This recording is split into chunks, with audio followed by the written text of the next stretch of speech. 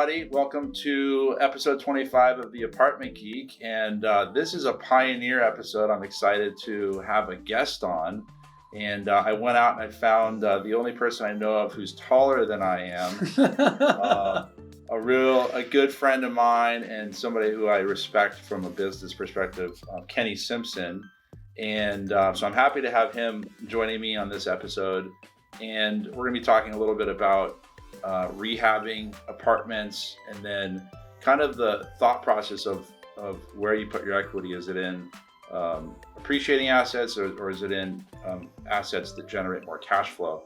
So Kenny is, I've known Kenny for a number of years, and he's in the financing arena with residential mostly. Correct. 1 to 4, yep. 1 to 4 units. So does a really good job.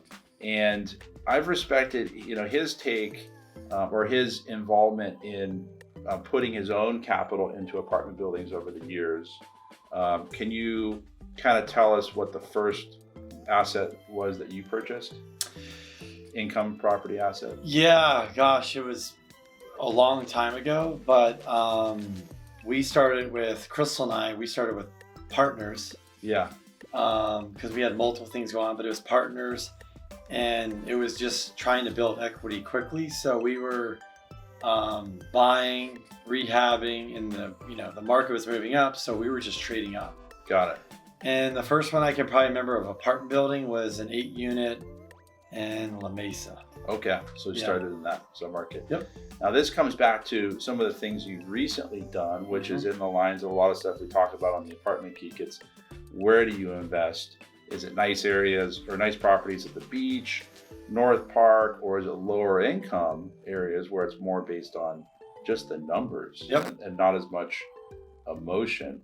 Yes, sometimes you have a little bit tougher management, or you've got to adapt to different types of people. But you recently just remodeled some properties in North Park, which I'm kind of interested to hear a little bit more about. And my fancy question right here is, how was now you, correct me if I'm wrong, you purchased a couple assets, 32nd Street, Alabama. Yep. How was that experience in a nutshell of dealing with the tenants? I don't know if you asked them to leave, and then doing all the construction inside and out. Kind of how was that how was the experience generally? Yeah, so we did a couple assets before that, and you learn, and obviously managing. So what we decided to do is we used to give like rent raises, and then we realized then some people leave and rehabbing, and then new tenants would come in, the old ones would cause problems. Yeah. So we realized these buildings, we pretty much just gave 60-day notices to everybody. Mm-hmm. We kept one guy for a particular reason I won't go into, but just to help him out. Yeah. But we basically vacated the buildings. The only issue we had in North Park is the homeless. Yeah. So you want to remodel quickly and get back, but we had homeless coming in. But otherwise, it was kick them out. Everybody left pretty peacefully. Yeah. Some people quicker than others. And we went in and basically figured out what we're going to use for flooring, cabinets, everything. And we did outside to inside, from windows to tiling on the outside to certain things on the wall, fencing, landscaping. Yeah. One thing, we tore out an entire tree in the front house, all the concrete, and relaid out the entire parking so I can add 2 or 3 more spaces in North Park. That's huge. Yeah. So ultimately the goal is to buy low, go in, add value. So we probably put in about $25,000 a door.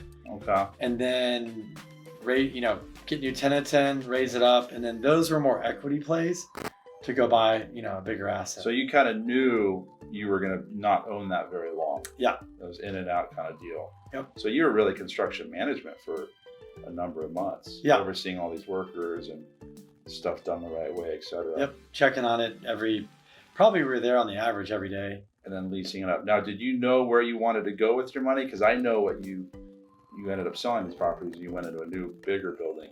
Did you know what you wanted to do as far as your 1031? So we wanted to get into a bigger building. So we went from 16 to 30.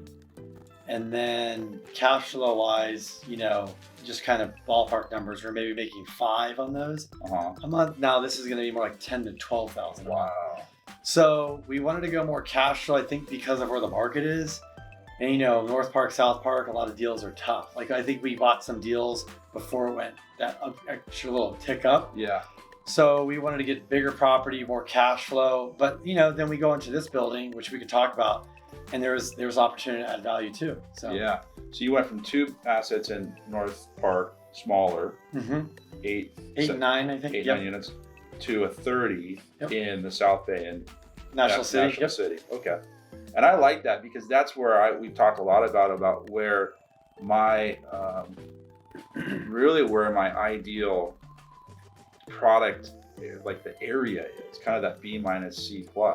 It's not really rough. It's not gang ridden, but these are working class people that fundamentally probably always are going to need somewhere to live or rent, I should say, because it's hard for them to buy a place. So the cash flow is going to be better. Yep. And how did you know that you were going to purchase this building when you listed your 2 North Park properties? No, not yet. Okay. We just our broker was searching high and low, so it's on you guys, right? You're we got to replace this. It's like a liability for you guys. So but we knew it was in that range, and it kind of fit perfectly with everything. I like that. You guys did it with confidence. And I mean, that's the way to do it. A lot of people are kind of intimidated to take that jump, or they want to know exactly what they're going to purchase on the new property before they sell theirs. And we call that carriage before the horse, which is just, in theory, it makes sense, but it's really hard to do. No, and I think with experience, if you're trying to find this perfect deal and wait, people got to remember that seller is getting other offers too. So if he's like, oh, I got to sell 2 buildings to this, and that seller's experience, he's like, well, I got to wait for you to sell 2. You could have problems. Then you're going to cause me problems. And the broker is like, I don't want to deal with this. So we know to get the best deal, we got to sell. And when you get going, your broker, that's why you got to work with the right people that are going to go hustle and find the deals. Heck yeah. If you don't have that confidence, that's fine, but it's going to be tough to find a deal because a good selling broker is not going to probably put their client into position. You know that. They're not going to take you seriously. Yeah. And honestly, for you, you're not going to, I'm telling anybody, if you're trying to ask Chris to take you seriously and say, oh, do this, Chris is not, he's going to work a lot harder if you list your properties and all of a sudden you have buyers and he's like, oh shit, I got to replace $2 million. Then it's real. You're like, dude, I got to bust my ass. Yeah, that's what I tell and my it's on friends you. all the time. It's on you more than it is on me. Absolutely. Yeah. They've entrusted me with selling their down leg, their relinquished property. And now it's like the real pressure's on to go bust my butt and get the whole team involved to go find something that's going to really work on the flip side. So. And the only way around that, if you have, there are guys that have a lot of money that can put up the money and do a reverse exchange that costs 10 grand. But if they don't want the liability, they can do that and they can afford that. They have the cash. Yeah. Kudos to them. But that's not reality for most of us. What we've been doing lately, I don't know if you did this with the listing broker on those properties, was put some extensions in the escrow. Yeah. On the down leg. We had 2 and I think we used just 1. Yeah, so that's a great way to do it. So it was 60-day close and we had 2 30s. Yeah. And the person buying, it's usually not a problem. Yep. Like if you're working with experienced people that understand and experienced buyers and sellers, this is how it goes. Like people are used to it, especially at the higher level. You get to 30s and up buildings, they're very, very much used to this. People that are selling 100-unit buildings, it could be a 6 to 8 months process because that's a lot of money you're moving around and finding another deal. But that's how it goes. So what's the future hold for you? Where's your vision moving forward? So the vision on this one is where can we find the value to, and we found the value is, I'll go quick, is there's 16 2-bedrooms. It was pretty cool. All the 2 bedrooms are kind of townhouse style. So you walk in, living on the bottom. So there's a living room, kitchen, little dining room area, and then there was a closet, and upstairs 2 bedrooms and bathrooms. So we decided to get permits, and it's really easy. We found out is make the closet a half bath. So you don't have to walk upstairs, and then we're adding washer dryer upstairs for the 2s. So we went from $1,650 a month to $18.25. Wow, good for you. So when you closed at $16.50 when you bought it, were those remodeled units on the inside? No, we're not going crazy on the remodel because you're not going to get the money out. Because the area is not. Exactly. We went so more close. for like, hey, peace of mind. I don't have to walk upstairs to go to the bathroom. And then I have washer, dryer, and our laundry facility isn't that big. Yeah. So we can do rubs on the 2 bedrooms and get it back, and people can just do their laundry there. So functionality makes sense. So $175 in rent increase times 16. It's a pretty good number. You apply a gross rent multiplier or a cap rate on the NOI. I think it's a $600,000-$700,000 value add. Value increase. Yep. Yeah, and a lender will realize that for sure. Yeah. And then we're just going to focus on the curb appeal of that one. I love it. That curb appeal of that one, and then that's going to take some time. But I feel like this property is really nice. Curb appeal is going to make a huge difference.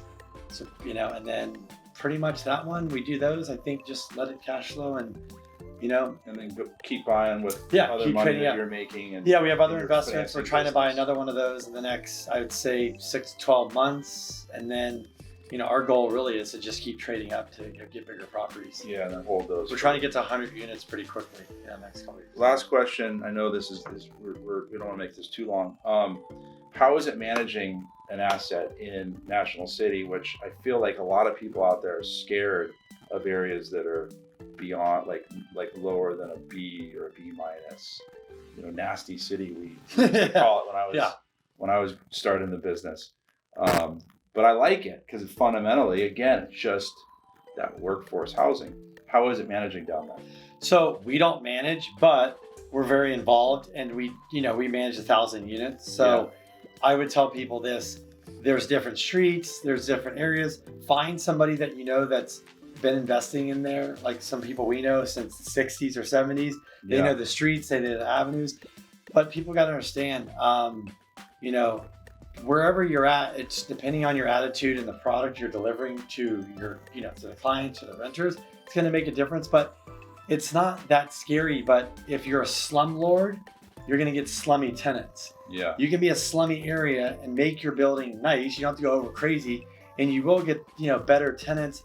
And I think it's just paying attention, being involved, and when there's issues, dealing with them and not letting them go. But nothing really intimidates where we've ever managed, or even an area like this. Yeah. And these are the type of areas that are coming up, like, North Park, South Park, 10, 12 years ago, people say they were scared to go there. Yeah. Now people are selling for $400 a door. Yep. So National City's other areas, if you're looking for the upside and the growth, this is where you got to go into, and you got to kind of create that value. I agree. And you have to kind of see the vision. And I think it's just so important that your property is going to run like the personality of the people who are taking care of it. I agree. So the owner, whether it's you or your wife or the management company that you own, if you have rules and regulations and you have systems, and if people pay late on the 6th, they know that they're going to get a 3-day on the door. You got to get that stuff in place, and that. Yeah. So. If you care, and I always say if you give a damn, but I use another word. Yeah. It really makes a difference. It really does. And your tenants can feel it, and they'll treat your property that way. Because they have respect for you. Well, I have a lot of faith that you guys are going to continue growing and getting those cash flow numbers up and keep going with it. Yeah, thanks for having me on. So Kenny Simpson, the first guest on the Apartment Geek. I'm super proud to have him on. And onward and upward.